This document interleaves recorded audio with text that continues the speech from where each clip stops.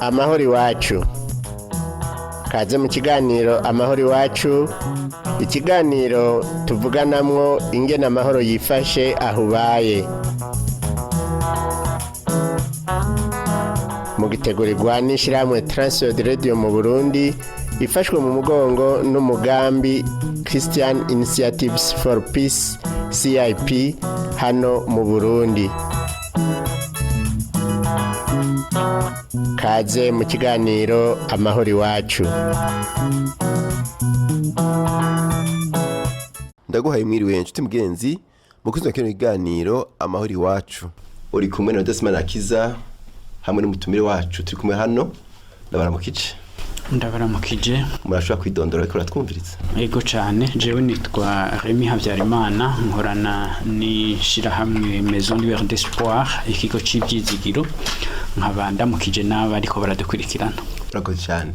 N'uwo mutumire turi kumwe Remy, kandi subwa mbere aza mu kiganiro cacu nugira ngo twonge twiyumvire ku byo tsimbataza amahoro, haba ubwa mbere mu miryango, haba mu kibano tuba turimwo, haba mu ishengo dusengeramwo, haba mu gihugu tubamwo. Aho hose harakenerwa amahoro, harakenerwa ko umuntu yumva yisanze. Nuro turi kumwe uno munsi tuganire kwijambo ryerekeye guciranira imanza.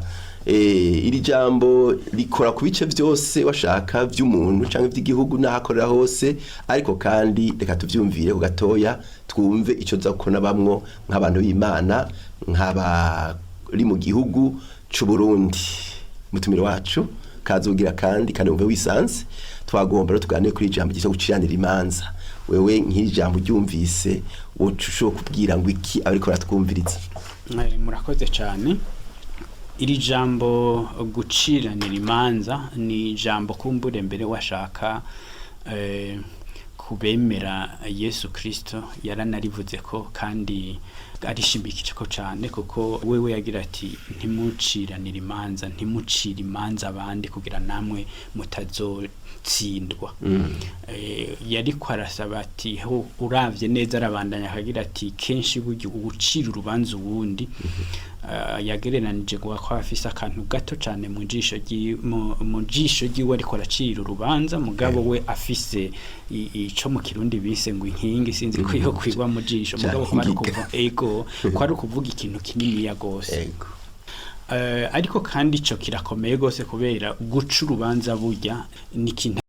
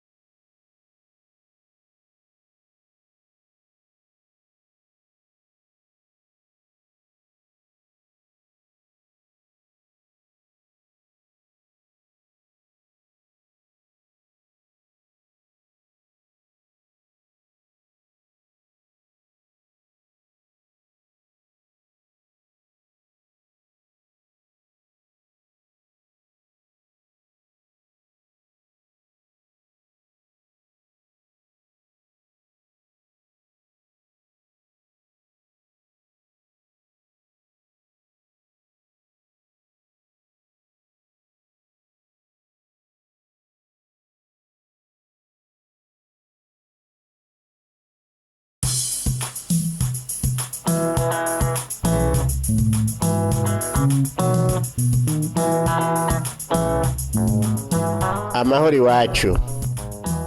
Kaze mu kiganiro amahoro iwacu, ikiganiro tuvuganamwo ingene amahoro yifashe aho ubaye.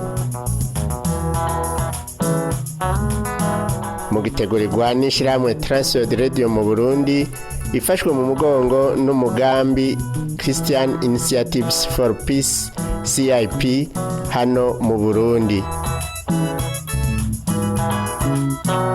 Kaze mu kiganiro amahoro iwacu.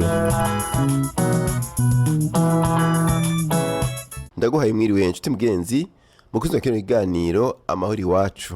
Twongeye guha kaze muri kino kiganiro kugira ngo twongere tuganire kuri ca cigwa twariko mu kiganiro giheruka cavuga ku vyerekeye guciranira imanza.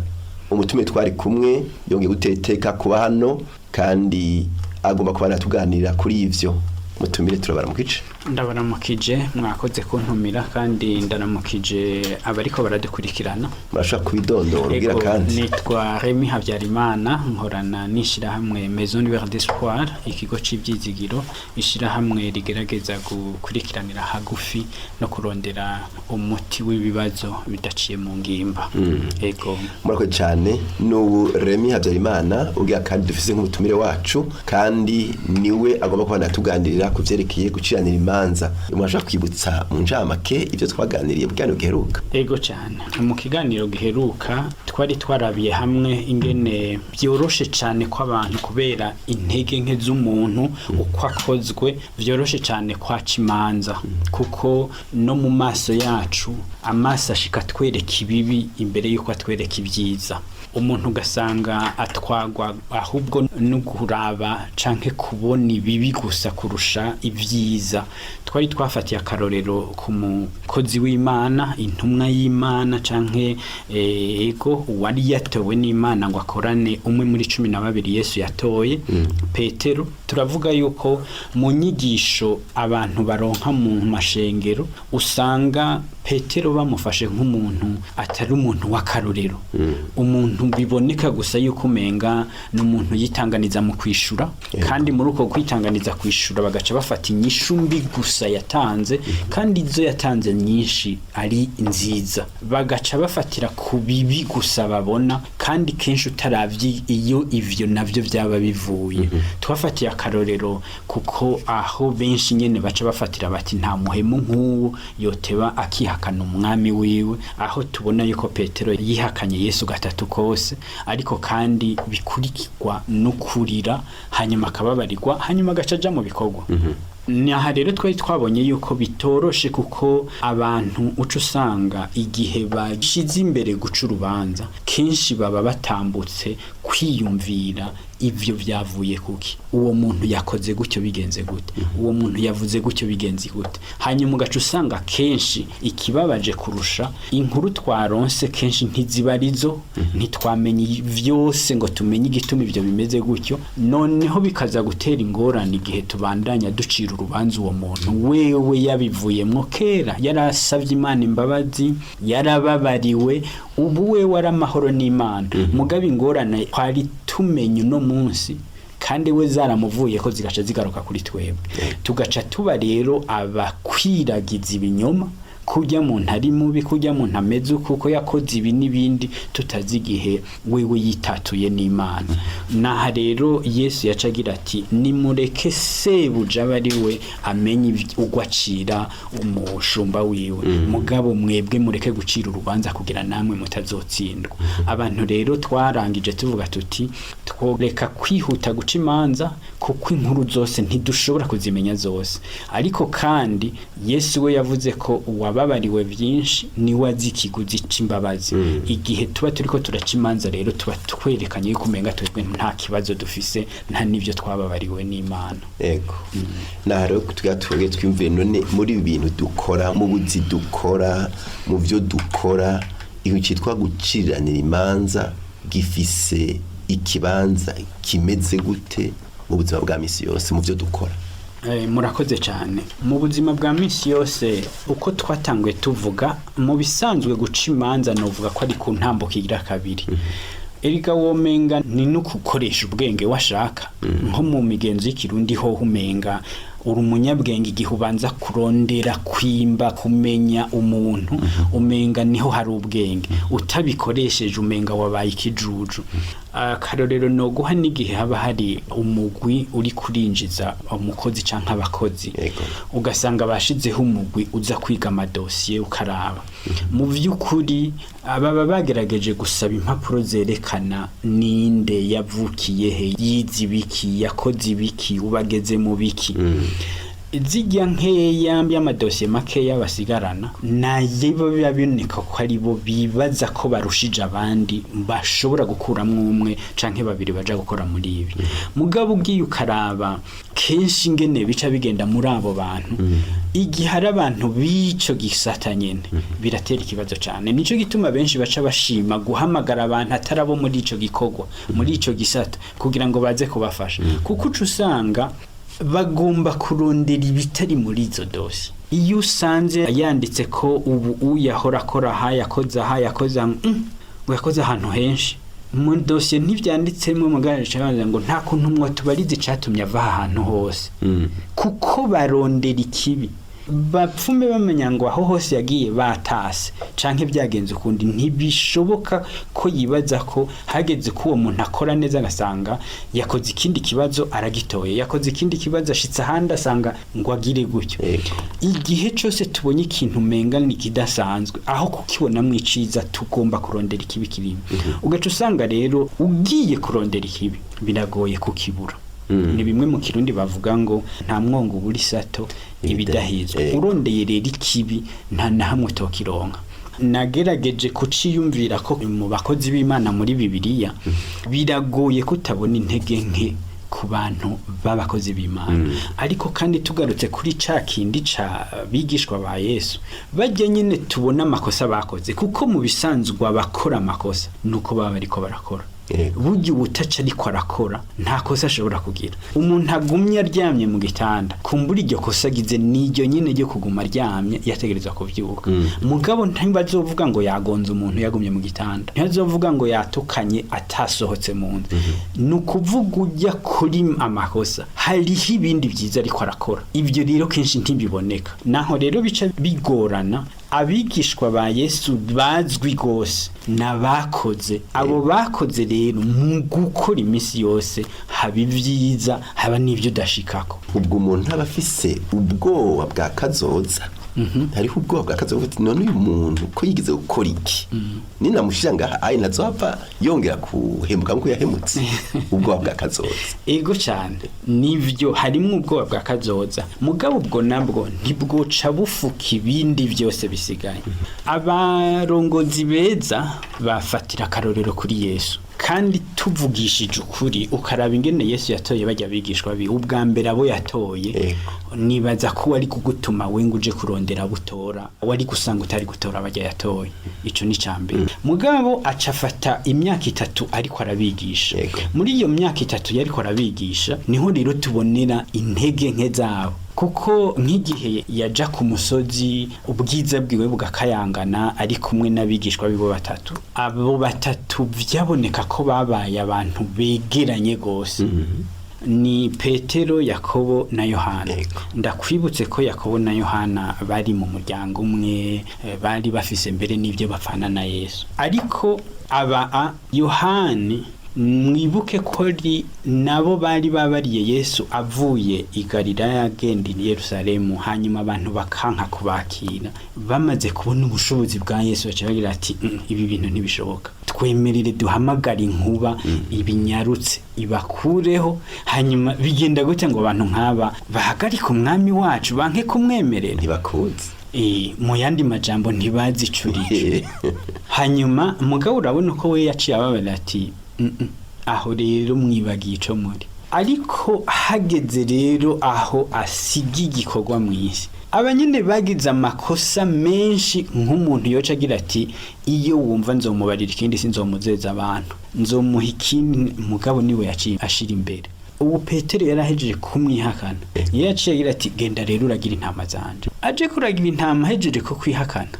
we wumva uri umuntu mbakubariye ngo tora abakozi wotora nk'uyu. Naha rero dukwiye kumva yuko umuntu tubona n'umuntu mugabo Imana yamuremye ifise ico yo yateguye muri izo ntege nkariko aracamwe kumbure n'ishure ariko ariga kugira ngo abanze abimenye, kuko ugiye kuraba umudokteur akuvura agwandikira ordonnance umubajije akakubwiza ukuri yo kubera ko mu vyigwa yakoze byose atagiye aronka yose kuri yose. Yego. Hari haho yanani urashobora gusanga mbere yaradubuye nka gatatu n'ibindi mugabo ariko aradura hanyuma akamenya uca wizera ko yabimenye ubu arafise ubumenyi bukwiye bwo kukuvura ukabyizera.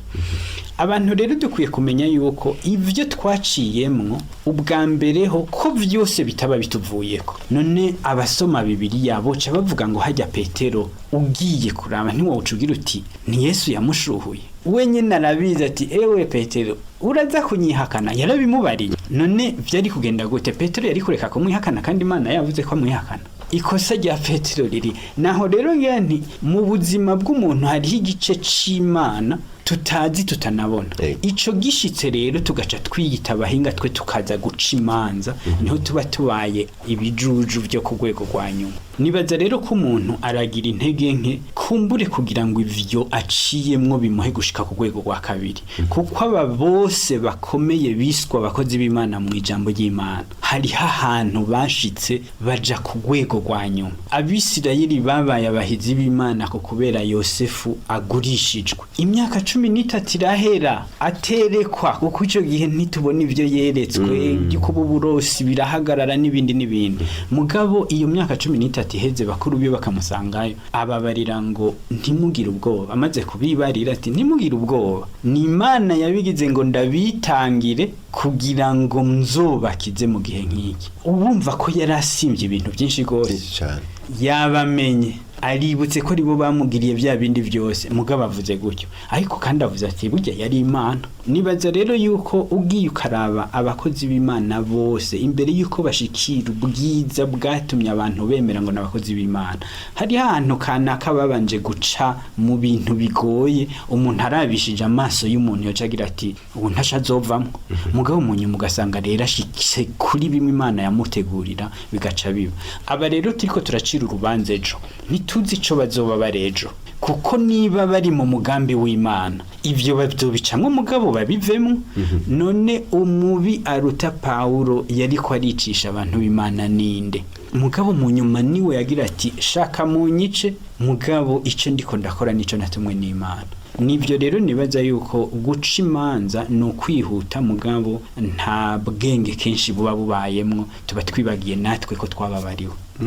Nta bwenge babayemwo twagiye ko twababariwe, ariko kandi none nk'umuntu nofuta gute iki umuntu yakoze kugira ngo nongere kumwemera ndamushiye mu rutonde rwabo no kwizigira nka zezirino. Umuririmbyi w'umunyarwanda yaririmbye indirimbo nziza cyane avuga ati burya Imana ntihamagara abakomeye, yego, ibategurira kugira ngo bakomere. Mu yandi majambo kuba mu buntu bw'Imana, Imana ibanza kukubabarira mbere niyo ntango, kuko nta muntu atababariwe yoba umukozi w'Imana. Uhereye aho rero ugaca uvuga ngo kujya Paulo yavuze ati munyigane kuko nanje nigana Kristo.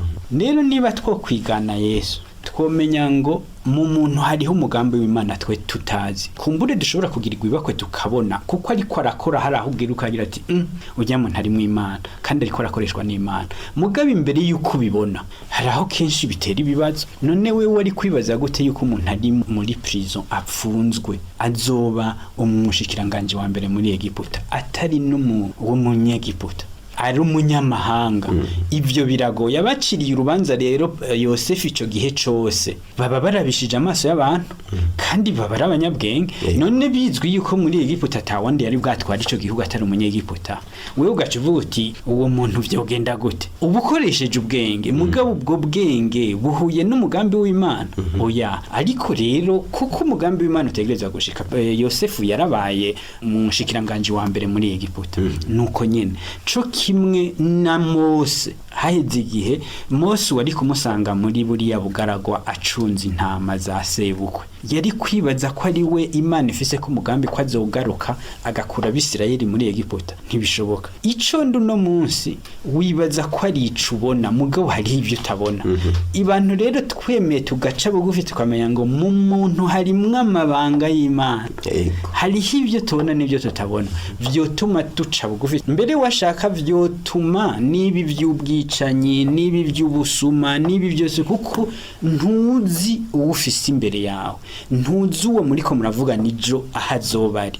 Ntuzi ico Imana izomukoresheje. Ntuzi ico Imana izomugira. Ivyo rero vyotuma tumenya ngo umuntu agihumeka ubushobozi bw'Imana bushobora kumukorera ko vyinshi akiri muri iyi si. Kugeza umunsi Imana izomwaka umubiri mugabo uwo mubiri nyene kenshi ari wo ducira urubanza. Indani harimwe impwemu y'Imana imwe ituma dusa n'Imana. Iyo rero ico Imana izoyikoze ejo nta numwe abakizi. Mugabo kandi kibabaje ni kimwe twavuga rero muri ca kiganiro ca wa munsi nuko none kutazi kwivyo mucira ku rubanza Imana yamaze kubibabarira.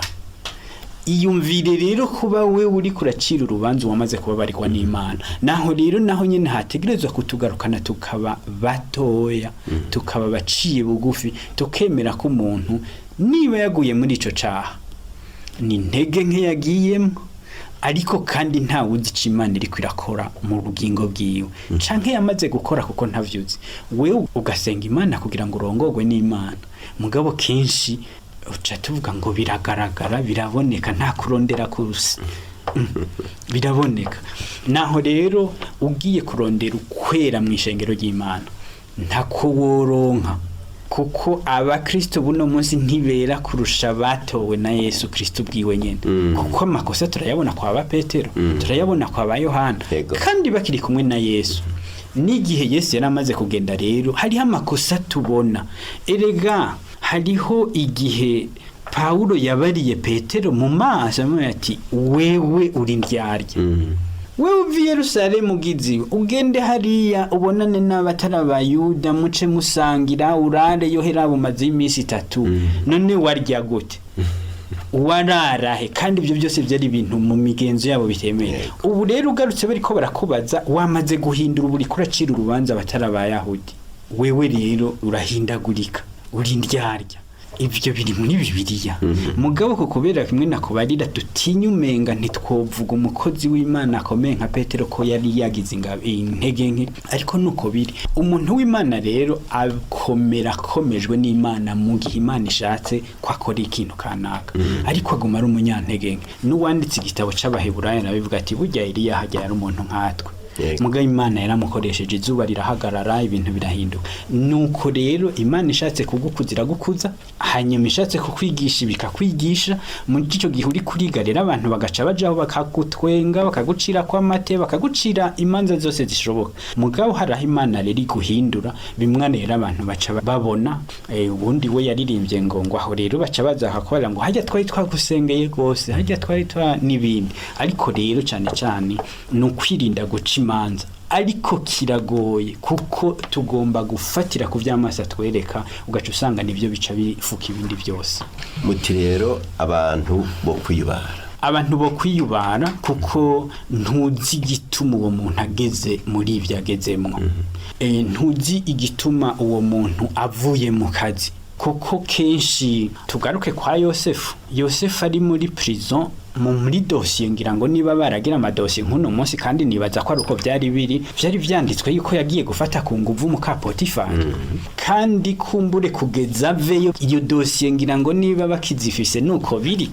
Mugabo tweho tuzi uko byagenze ko tuzi ingene byagenze mu nyuma bikandikwa mbega nuko biri. Oya suko biri. Ano guca ubona rero yuko uno munsi bariko baravuga ku vyabaye ku bantu bo muri kahise. Ntanga karorero kuri ubu pastor yari akomeye cyane wo muri Amerika, uwo mwirabure Martin Luther King. Bashize amadosiye yiwe hejuru berekana bamwishe igituma baramwishe bijya baba barabitse imyaka kanaka abantu baca bagira bati uravye ibirimwo ntibisa n'urya muntu tuzi ko kubera hari irimwo bitavuzwe havuzwe ivyo mu gifaransa bavuga ngo version officielle mugabo hari byinshi usanga bitavuzwe mugabo ivyo bisomye nuko vyanditswe kandi bifisi byerekana ko ivyo byabaye no mu buzima bw'umuntu rero hariho ibintu byinshi tudashobora kumenya no munsi kumbure tuzomenya mu kindi gihe naha rero mu kwiyubara nkuko mubivuze kuko tutaba tuzi impande zose z'iyo nkuru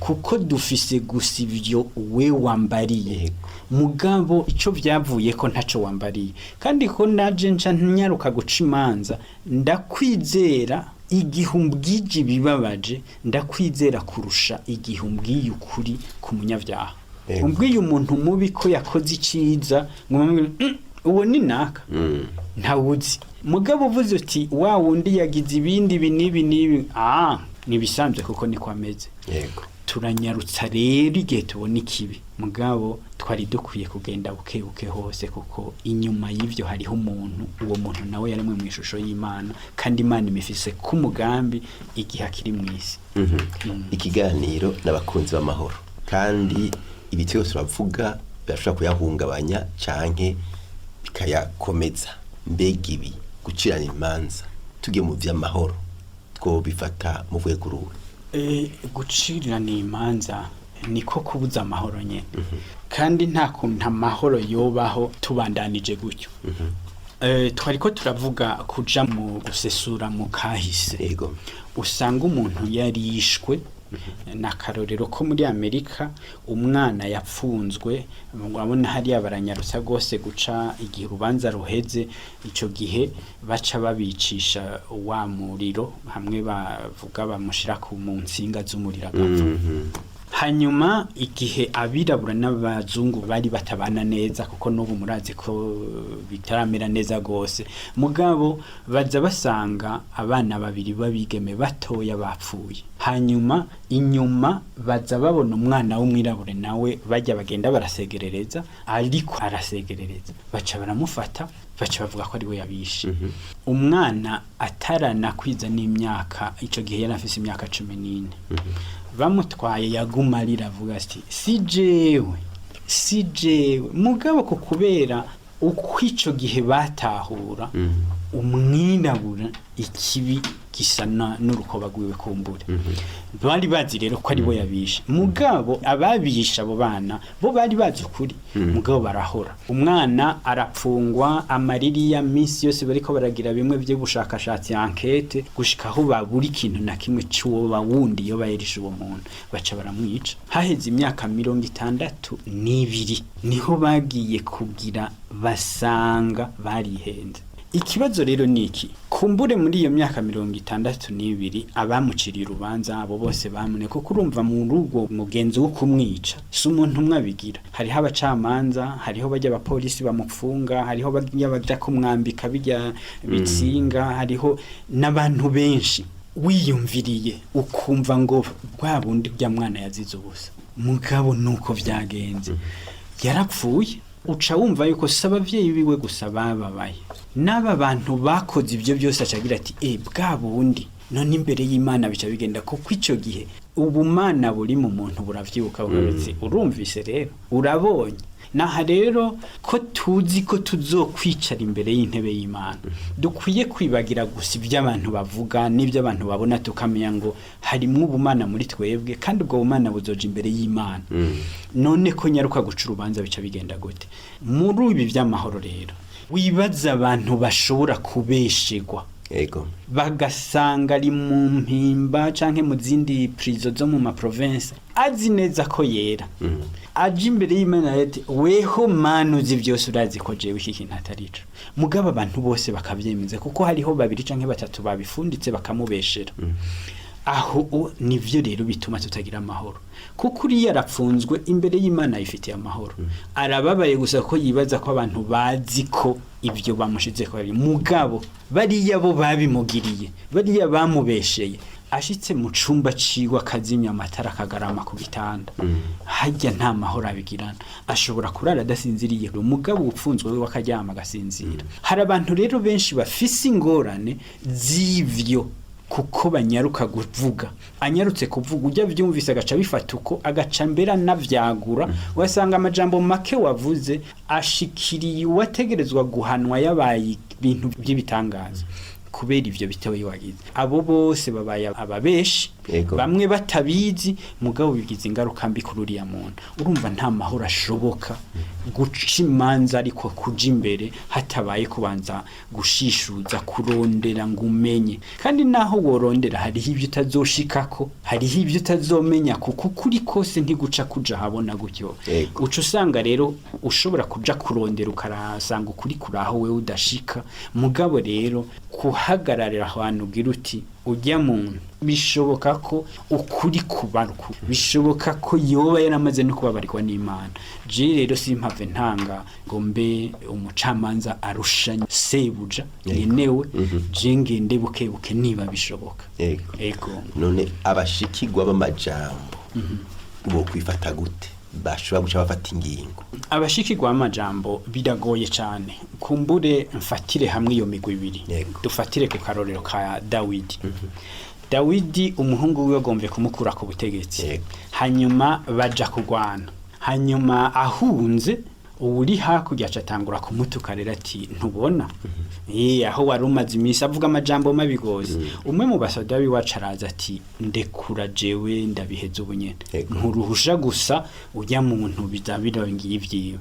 Mugabo Dawidi acaragira ati karavyuka, ati hamwe uyu muntu ivyo ariko aravuga byo babivuye ku Mana naho none ko Imana ibiretse ngo bibuko urya nta nico dupfana, mugabo umuhungu wanje ni watumye ibyago byinshi biba, none ncira urubanza ndendekende. Uragiye kumure ivyo ntiyabivuze, mugabo tugiye mu kibanza ciwe arashobora kuba yagize ati we ni naguhuruhusha ukaja kumwica umuhungu wanje nawe. None we urya n'umuhungu ugize ikosa rikomeye ni urumva Dawidi n'umwami nivyo arahungabanye kubera ariko arahunga, mugabo arafisa ako kantu ko kumenya ngo burya Imana irinzireka ibintu bikaba nta wuzi gituma ibiretse. Ha rero ko kwibigize hoca abandi bose baca bapfa bari munsi y'ubushobozi bwanje bose baca bagiruko, reka mbanze ndindire nta wuzi yo bishika.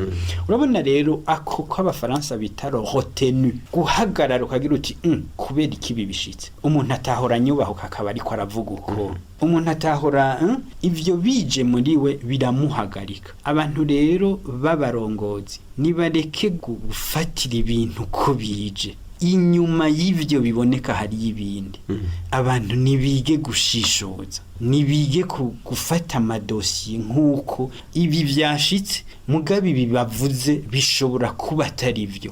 Abafise uburyo bwo kurondera barondere kuko bazokwiha amahoro bongere bayaha abandi. Mugabo ni wafata ingingo ko bakuzaniye unyarutsa uzosanga abantu benshi bapfuye kubera uko kwihuta gufata ingingo bivana n'ubweze uzoburiko.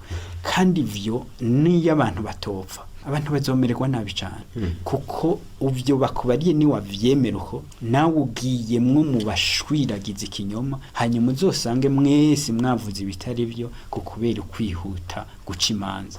Bishobotse rero ariko biragoye ngende ndabivuze, bishobotse umuntu aho yohagarara akagira ati bimeze uko, ugatutangura kwibaza ibibazo. Noneho binashobotse ukishira mu kibanza curiya ariko aragira izo ngorane ugiye bariko baravuga, kuko ikibazo nico duca tunyaruka guca urubanza tutazi ivyo byose byaje biva. Murakoze cyane.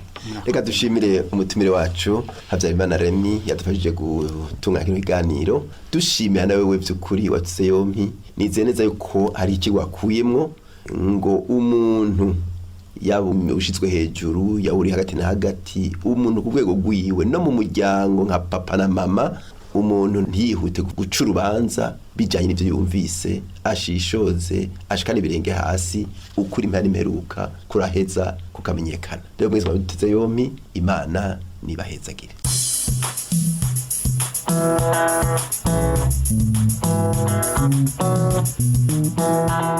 Ico cari ikiganiro amahoro iwacu mutegurirwa n'ishirahamwe Transworld Radio mu Burundi ifashwe mu mugongo n'umugambi Christian Initiatives for Peace CIP hano mu Burundi.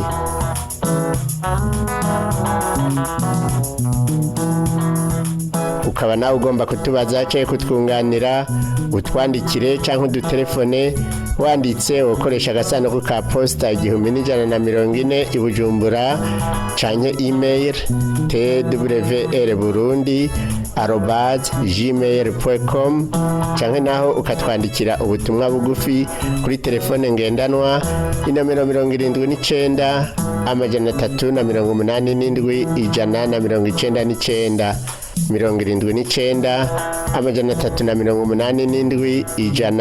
199. Iyo telefone urashaka no kuyitwandikirako kuri WhatsApp. Mu masaha y'akazi ushobora kudutelefona kuri telefone yo mu biro inomero 22 24 26 57. Tukaba tukwikebanuye tukwifuriza amahoro ahubaye naho ubutaha.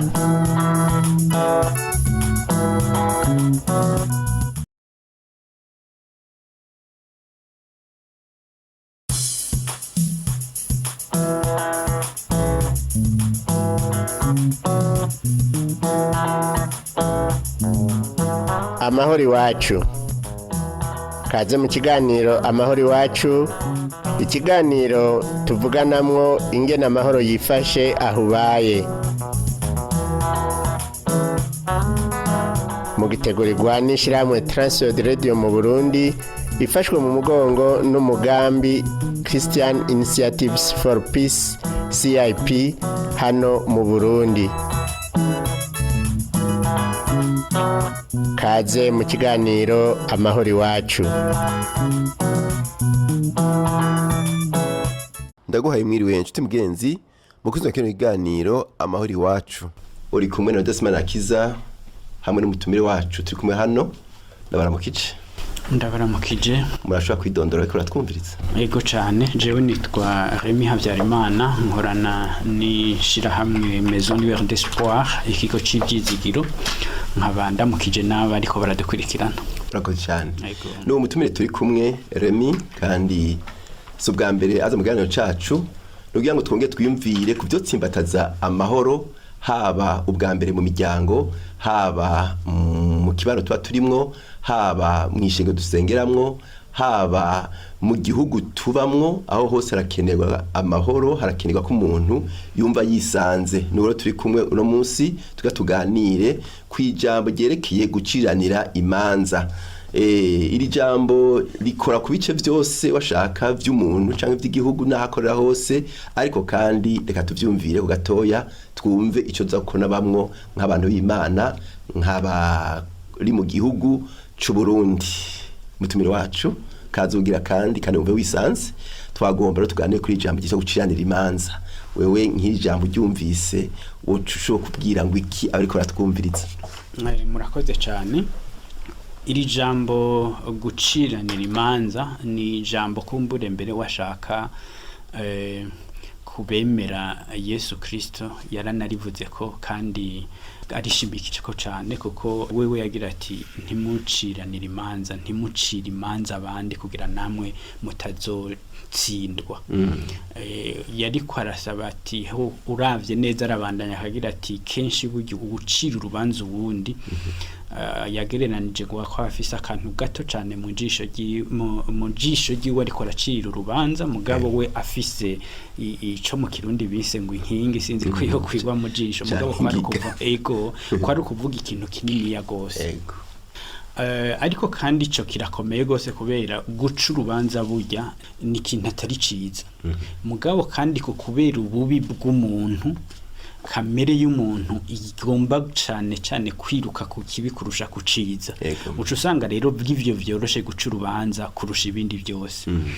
Ico rero kiranagoye gose kuko ni ikintu kigize ubuzima bwose. Ingingo dufata dutegereza kubanza gufata ingingo, mu ngingo ufata nuko uciye urubanza.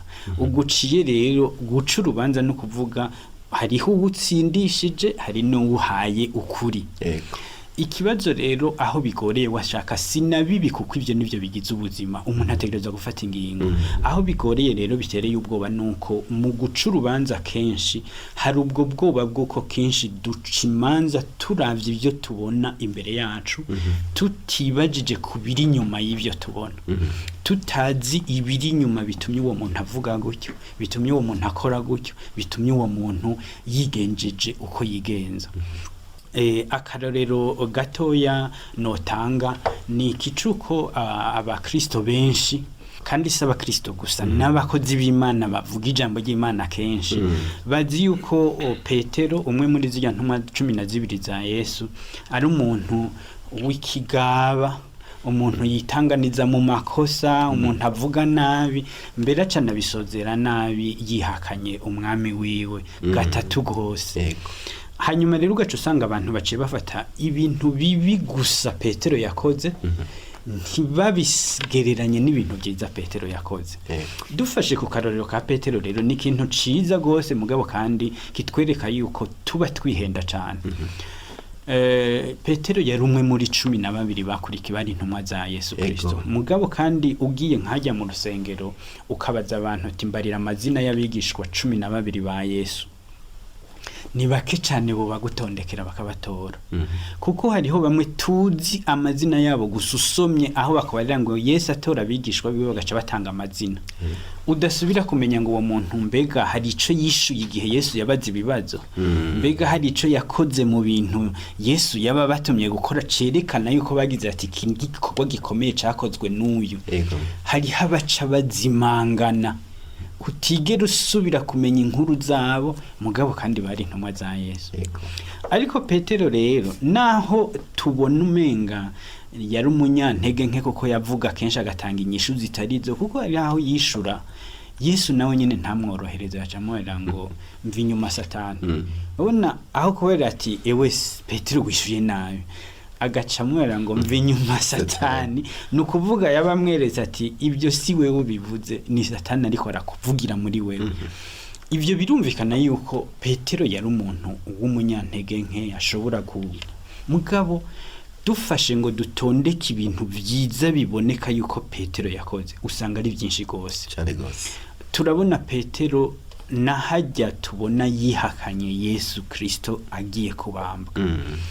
Hajya ugiye kuraba none ukibaza akarorero abandi barihe, abandi bigishwa barihe. Uravye neza ukiga ukaraba nko muri mu gitabo ca Luka ni wasa nk'uwandika nk'utanga uko vyari ko biragenda gose. Avuga yuko bakiri hariya mwitongo baje gufata Yesu bose baciye bahunga. Ariko ikintu gikomeye jewe nibaza ko yaba twigisha neza tugira tuti turabukuraho kuri tuba dushimira Petero cambere nuko Petero ivyo yavuga yarabishitse. Hajya Yesu Kristo yaba bari ati burya Satani yabasavye ngo abagerageze, ariko wewe nagusengeye niwa marakurama uraremesha bagenzi bawe.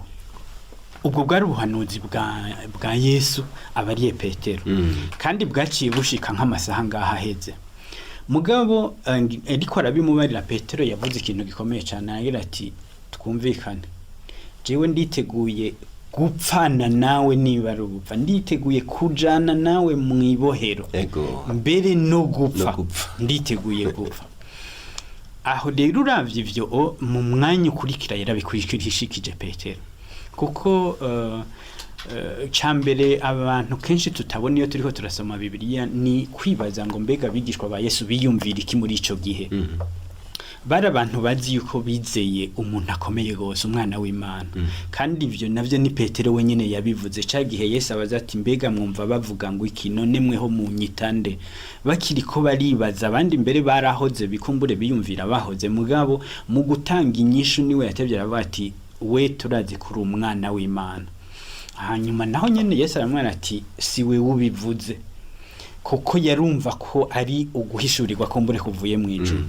Petero rero bashitse aho baza kumufata bari bazi bati Yesu bagerageje kumufata kenshi ntibigeze babishobora. No kuvuga ko none umunsi naho baza bashobora kunanirwa. benshi abahinga mbere baranabivuga bati burya Yuda yarakunda Yesu rwose nawe nyene, gusa nuko kumbure icambere hariho ubuhanuzi bwategerezwa gushika, hariho umwe yategerezwa kumugura, yagize ibakwe ribi niba twogita ibakwe yuko ubwo bwashitse kuri we. Ica kabiri yari afise intege nke zo gukunda amafaranga, mugabo acagira ati aya mafaranga bampaye n'amafaranga yoroshe kurya, kuko ubu bagomba gufata ntawe bashobora, bamye bamufata kuva kera mugabo yamye abaca mu myanya y'intoki, n'ubu rero ndayarya ndamubahe aca bikura. Baca bakurikirana rero bagira bati hajya yiyahujwe nuko yababaye kubona ivyo yari yiteze atari byo byabaye.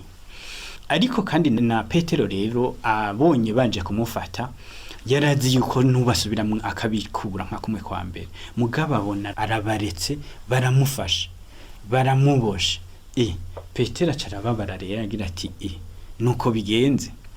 Ico kenshi naho nyene abahisiguzi batasigura nuko Petero yari yavuye mu mugambwe wabo bita Bazerote, n'abantu bagomba kwikura ku bukoroni bw'aba Romani ku nguvu bagwanye, n'abantu rero batagenda imbokoboko, bagenda bafise ikigwanisho. Ntibyumvikana rero ingene Petero yari amaze imyaka 3 ari kumwe na Yesu, mugabo akaba yarakigendana inkota. Ico kumbure abantu bashobora kugira bati nawe nico naco nicerekana intege nke za Petero. Ego intege nk'umuntu arazigira, mugabo kandi ni akagira intege nke akagira naho akomeye. Petero rero ico gihe acazana inkota kugira ngo agwanirire wa mwami wiwe, yibaje ati ngira ngo yobona nanje ngwanye arateba nawe avyure ubumana bwiwe yikure kwaba bantu. Aha rero ntibiboneka neza, Bibiliya ntinabivuga ko mugabo nishize mu kibanza ca Petero yarababaye cyane. Araje atanye inkota, imbugita yari afise mu mpunzu, agiye gufata umwe mu baje gufata Yesu, aja kumutema. Aca je mvuga ko yahushije, kuko mu byo kuri naho Bibiliya itabivuga. Sinibaza ko Petero yarondera ugutwi, yarondera igisumbu ugutwi, nibaza ko yagomba guca umutwe kugira ngo uwo muntu acapfa ubwo nyene. Hanyuma kumbure nawe arakwepa nkuko babivuga, hanyuma ahitana ugutwi. Ikibabaje rero ugiye mu kibanza ca Petero, ni naco gitangaza washaka ca nyuma Yesu yakoze, mugaba abantu bari kumwe na Yesu ntibabone. Acaratora kwa gutwi agusubiza mu kibanza cako. Ico cyari gitangaza, baza babona ugutwi kurakize, mugabo ntibaciye bareka kumufata kuko akoze igitangaza. Ntawuzi ko muri ico gihe amaso yabo yaciye asa nkayagiye ku ruhuni nkuko babivuga, ntibabone ibyo babona gusa, babona ibyo biyumvira mu mutwe, baca barabandanya baramufata. Petero rero aho yarababaye gose, abonye n'inguvu yarashizemo kugira ati niba tungwana ku ruhande rwiwe turagwana. Aho rero ico ndakivuze ku kubera kuri jewe tubaye tutahengamye mu guca urubanza, yaragerageje no kugwanirira Yesu kugira niba bamwicanaje turapfana. Ariko kandi ico guca ku murongo ngaha nuko aho naho kenshi abantu batavyigishako, ngo abandi bigishwa bose bari bamaze kwiruka, bose babonye bafashe Yesu baciye biruka, kiretse umwe gusa. Na Yohani hajye usomye mu gitabo ciwe we warabivuga, yaciye avuga ngo umwe Yesu yakunda, ngo yaciye ahunga, hanyuma ngo igiti gica gifata umutamana wiwe, ngo acarawutahunga ari gusa.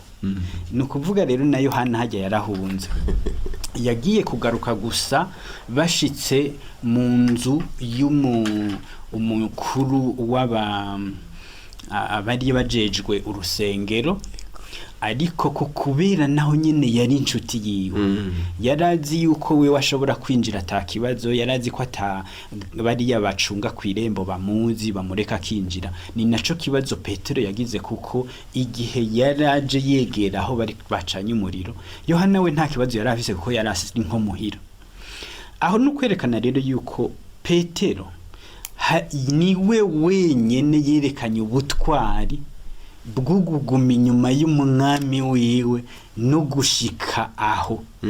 Kandi naho yabaye novuga ko yagize intege nke akihakana Yesu, mugabo kumbure kugira ngo ivyo Yesu yavugishijwe bishike, naho nyene turabona ko ari intego nziza yagira ati ngumi ruhande y'umwami wanje, ngumi ruhande y'uwo nakurikiye, kwari kugira ngo arashitse bimwe yari yavuze.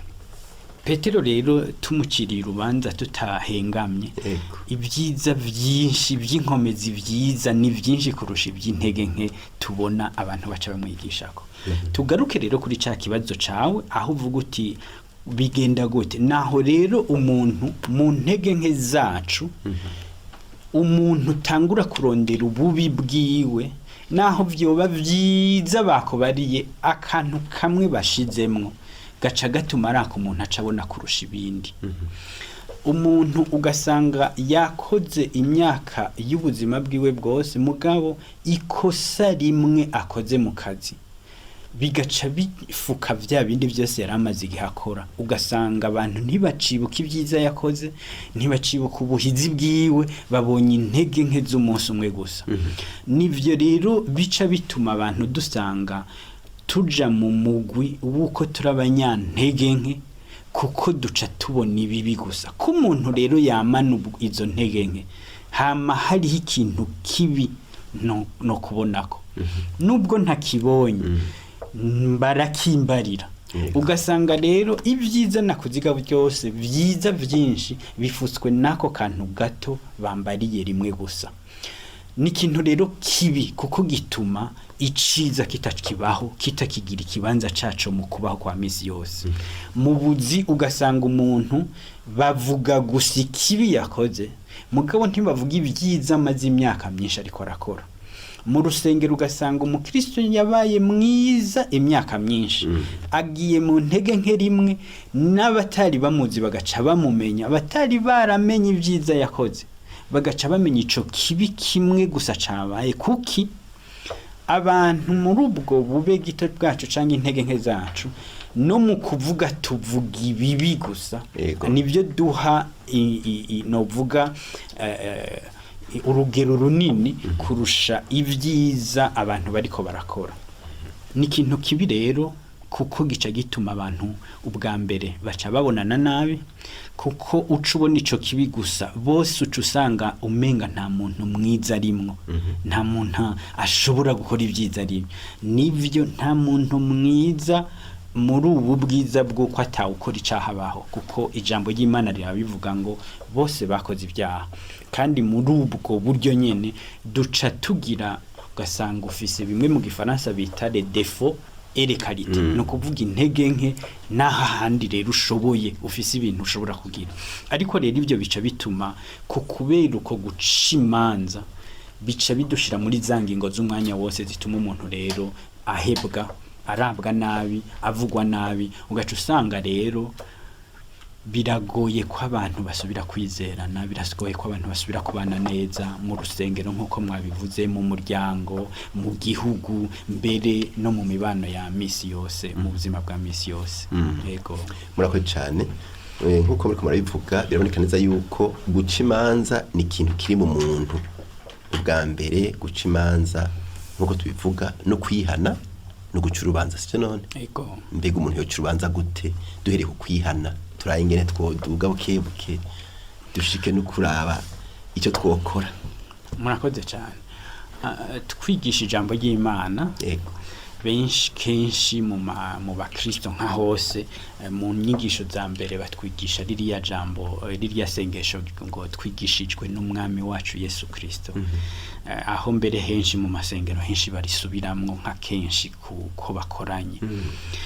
Hanyuma muri ririya sengesho rero hari ahantu hakomeye, aho umuntu ashika akavuga ati utubabarira ibyaha byacu nkuko natwe duharira ababitugiriye nabi. Aho mbere n'igihe ariko arigisha iryo sengesho yarahagarutse cyane, kuko yagize ati nimutababarira namwe ntimuzobabarirwa. Wumve rero ingene bifatanye kwa guca urubanza bijanye no kubabarira, kuko ubuciriye urubanza nuba wamaze kurengana igice cyo kumubabarira.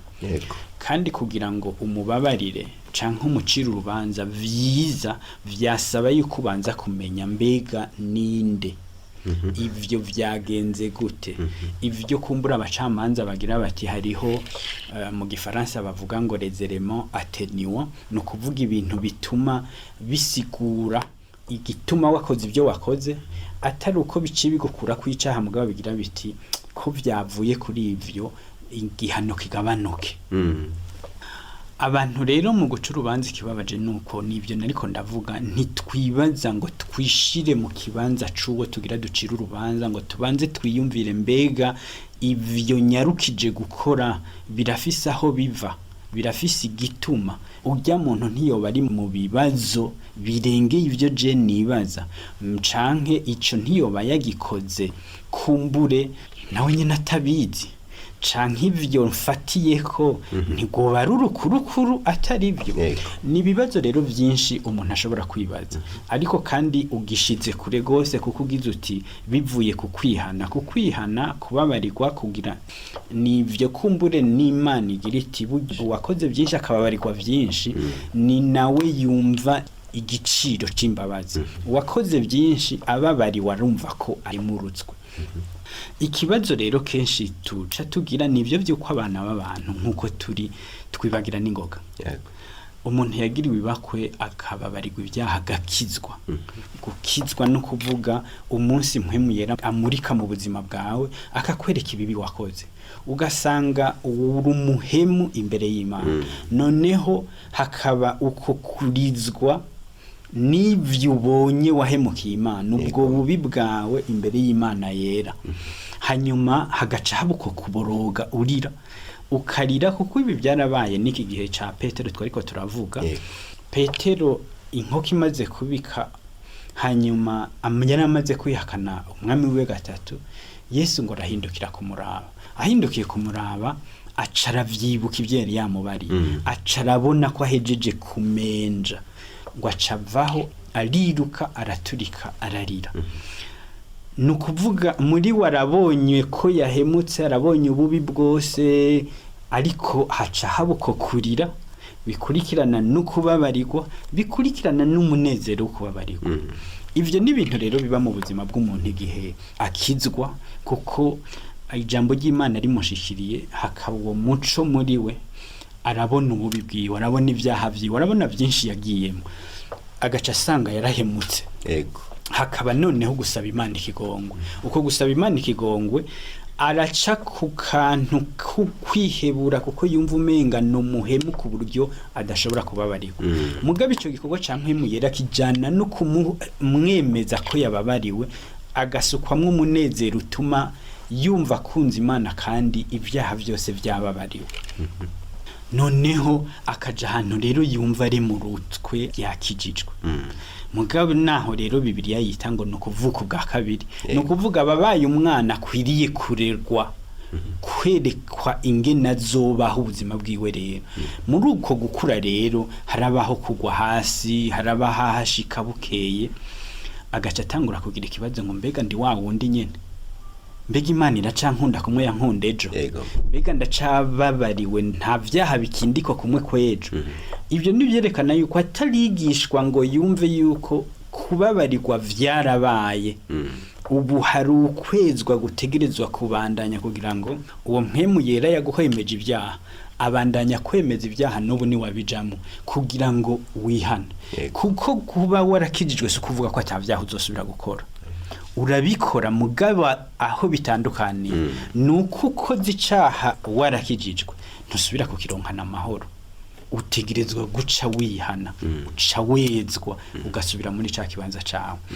Naha rero haca haba ico novuga ibangabangana ry'uku rero kubabarira umuntu rero agumije ku mutima yuko yababariwe kandi aguma ababarirwa vyo twibutsa ko tutategerezwa kwihuta guca urubanza kuvuga ngo nakabimeze uku nakabimeze uku nakabimeze uku kuko natwe umwanya wose Imana yoshobora kuducira urubanza kuko ku mwanya ku wundi tuba turi mu ntege tuba turi muri ivyo vyaha ariko kuko itubabarira uko dusaba ikigongo duca tuboneka nk'abera bajya rero bijya tubonye n'igitangaje hari aho tubacira urubanza kuvyo bababariwe ko kera Imana yababariye kera mugabo tukaguma tubacira urubanza tuvuga ko arabahemu ko bakoze ibi nibi na biriya.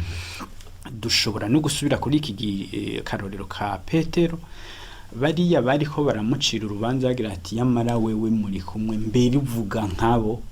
Igihe yaja kurira ntibamukwirikiranye, igihe yababarirwa ntibari bakiri kumwe, kugeza igihe wewe yasubiye akaja mu bikorwa vy'Imana. Mugabo kumbura abo bamubonye bagira bati ujya turamunzi, nta muntu abesha nkawe, nta muntu afise intege nkawe. Nivyo rero dukwiye kwirinda, kuko igihe tuba turiko turaca imanza ibintu nk'ivyo bica bidushira mu ntege nkenye. Yego. Naha rero tugiye dusoze kino gice ca mbere cy'ikiganiro, ariko muri iyi minota ibiri isigaye tugiye dusoze kino kiganiro ca mbere ubwira icyo bariko batwumviriza. Bariko baratwumviriza no kumenya yuko guca urubanza benshi bobo baranabivuga ngo n'igihe utari ku rutoki muri zitanu umuntu afise n'imiburiburi zitatu ziba ziraba wewe. No kwerekana yuko guca urubanza nta wategerezwa guca urubanza gose ku wundi, kuko Yesu wenyene niwe yabivuga nkuko twabitanguye avuga ati reka umushumba sebuja bariwe kuko ni wazi vyiwe byose. Biragoye rero kuko kenshi igihe duca imanza usanga ari nuko tuba tumenye inkuru, izo nkuru nazo ugasanga kenshi ntitwazironse mu bice vyazo vyose. Ugasanga kumbure dufatiye ku kantu kamwe, umuntu rero turamugize igipfu imbere y'abantu, kumbure vy'ukuri uko tubivuza atari kwari. Mu majambo make turafashije guhamba, sinovuga ngo kwica gusa, guhamba uwo muntu kandi agikomeye. Ariko igiteye ubwoba kurusha nuko dushobora kumucira urubanza wewe yera imbere y'Imana. Ico caha yaragikoze, kumbure ntiyagikoze uko turiko turabivuga, mugabo igihe yabibona yaciye asaba Imana ikigongo. Yejejwe imbere y'Imana akaguma umutsindwa imbere yawe, kandi kigoye rero we ukaguma ubarira abantu ko uwo muntu ari umutsindwa, urumva ubaye umubeshi n'inkozi y'ikibi kumurusha. Mu majambo make rero guca urubanza, kwihuta guca imanza na cane cane ku bintu tutazi, vyategerezwa kuja kure yacu, kuko nitwe tuba turiko turitsindisha, nitwe tuba turiko turishira mu bibazo, nitwe tuba turiko turishira mu ngorane. Yego. Njuti mugenzi mukuze kwiganiro amahoro iwacu, igice ca mbere katwigarukirize ngaha. Mwamenye ko twari kumwe n'umutumire Habyarimana Remy, niwe yabanye natwe muri kino kiganiro, kandi azodufasha mu gikurikira, kuko murumva yuko hariho byinshi byo kuvuga. Rero mwese batize yompi, Imana ibahezagire.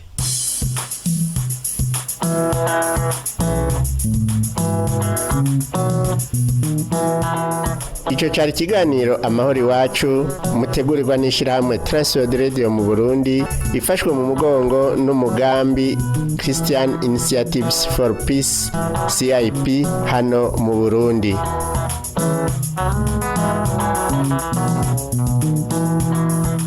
Ukaba nawe ugomba kutubaza cyangwa kutwunganira, utwandikire cyangwa udutelefone wanditse ukoresha agasanduku ka posta 1140 i Bujumbura, canke email twrburundi@gmail.com, canke naho ukatwandikira ubutumwa bugufi kuri telefone ngendanwa inomero 79 387 199 79 387 199.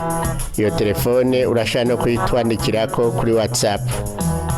Mu masaha y'akazi ushobora kudutelefona kuri telefone yo mu biro inomero 22 24 26 57.